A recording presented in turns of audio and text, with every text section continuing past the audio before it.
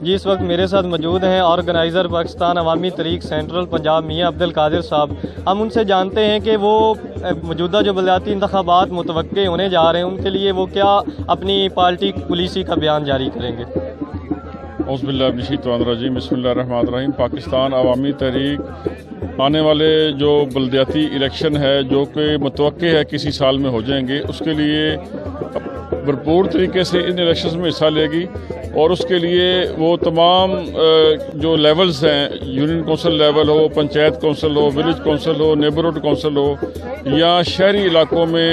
Municipal corporation level ہو، یا دیہی علاقوں کے لیے تحصیل کونسل لیول ہو، ان سب کے اوپر اپنے بلدیاتی نمائندے جو ہے وہ انشاءاللہ تعالیٰ کھڑے کرے گی۔ اور یہ بلدیاتی نظام جو کہ ہمارے قائد کے تصورات کے مناسبت رکھتا ہے، ہم اس میں بھرپور حصہ لیں گے، اور اس میں ہم انشاءاللہ تعالیٰ اپنی تنظیمی طاقت سے اس میں رزلٹس پیدا کریں گے انشاءاللہ۔